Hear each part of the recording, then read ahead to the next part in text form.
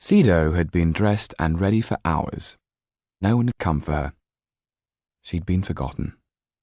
Hungry and disappointed, she lay down. This was how Jan first saw her. He had discovered that there were peepholes in all the doors.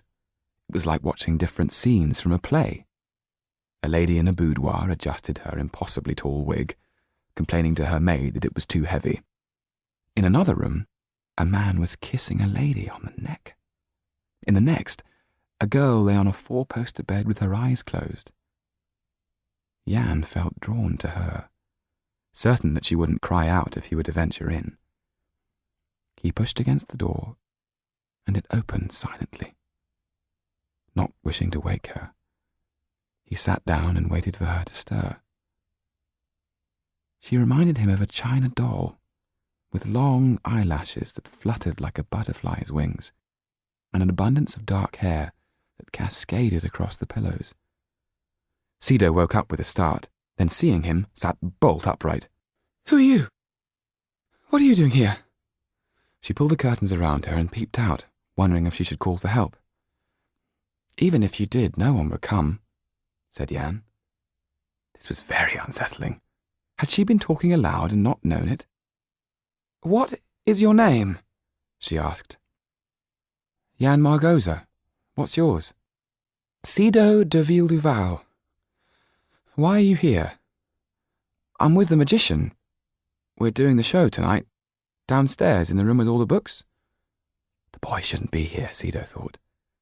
Yet the strange thing was that she had no desire for him to leave. He made her feel less forgotten and less hungry. But if she were caught with him, she would be sent back to the convent to be forgotten again. "You won't be," said Jan. "How do you do that? Know what I'm thinking?" Jan picked up a book and said, "It's all the same, thinking and saying. Can you read?" Sido nodded. "I'd like to read words. Thoughts can be so confusing." "Why does this house have secret corridors?" "My father had the corridors built because he doesn't like to see the servants. I think you should leave."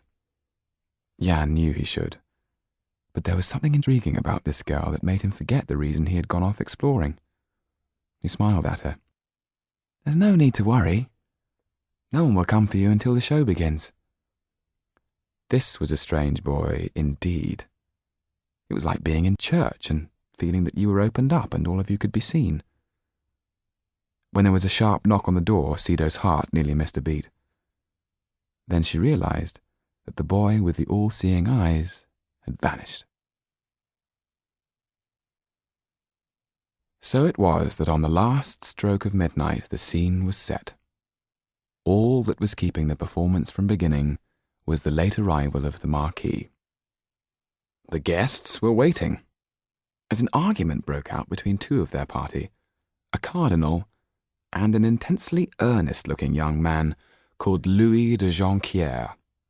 "You are a man of the church. The Bible commands us to consider the poor," said the young man. "In my view, if their lot is to be improved, they should have a say in the way things are run. Come, you must agree that at present our society leaves much to be desired."